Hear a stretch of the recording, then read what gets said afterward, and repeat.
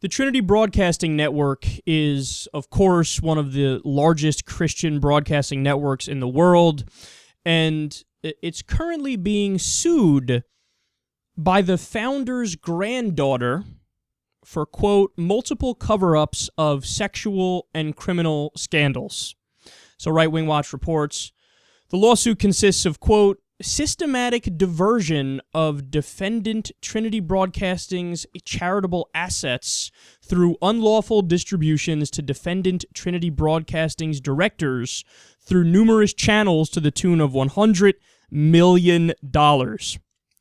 So, in other words, there's some legal jargon there. Let me explain to you what that means in simple terms. They're robbing people through a nonprofit of $100 million.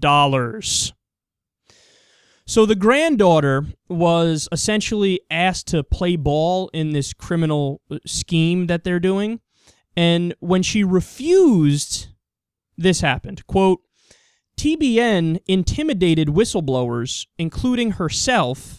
The suit describes one incident in which Matthew Crouch, a TBN host and vice president, allegedly began tapping the firearm he had brought to a meeting and asked plaintiff Brittany Coper what she thought would happen when she wrote a memo to the board critical of defendant Matthew Crouch's financial improprieties.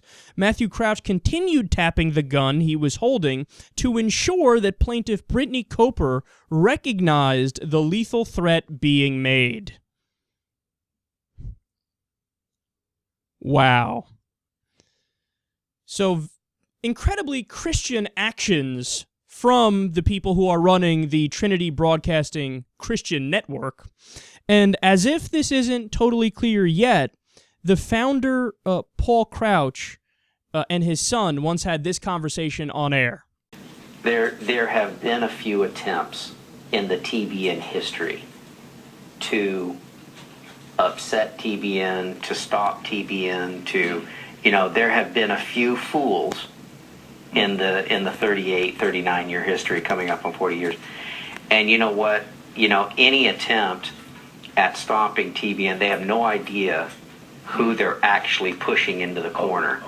You and Mom get pushed in a corner, God help you. Well, that's a lesson I've learned from you, seriously. God help anyone who would try to get in the way of TBN, which was God's plan and his purpose. I have attended the funeral of at least two people who tried. Hello.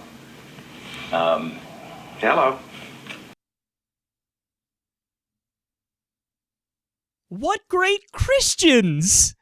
Christians! They sound so much like Jesus when they threaten the life of people who are supposedly threatening them. And for the record here, let's be clear, nobody's threatening them. People are saying, hey, what you do is kind of fucked up. Like, I kind of see that you're not handling your finances properly and you stole $100 million. Man, how many stories have we done where it's virtually all of the televangelists? Like, you have to understand, the whole televangelist industry was gigantic in the 1980s. And then what happened with a lot of them is they were caught basically committing fraud, robbing from their followers, and there were also a lot of affairs. I remember Jimmy Swaggart, he was guilty of all of them. Like, he committed fraud, he stole money, and he was cheating on his wife. And then you have, later on, of course, there was Ted Haggard, and Ted Haggard preaching about morals and values, and we should be against gay marriage. And then, of course, he was cheating on his wife with a gay hooker and doing crystal meth. It's like, whenever somebody stands up and says we are more virtuous, we are more religious, we are more just, it's always because they're hiding something. And then oftentimes you get moments like this where it's just crystal clear. Like, it's so obvious that we're dealing with people who are bad people. It's so obvious these people are immoral and unethical, and they don't give a shit about anybody else but themselves. They stole $100 million, and then they threaten people on air when decent people try to, bring to light some of the negative aspects of what they're doing.